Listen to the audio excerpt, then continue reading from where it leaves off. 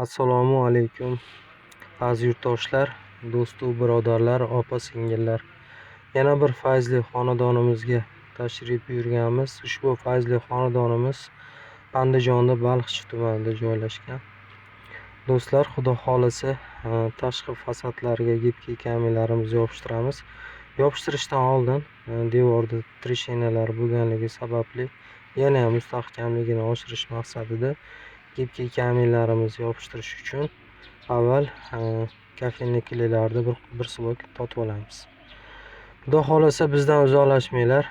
Uy egalari bilan maslahatlashib, juda chiroyli fason tanlangan.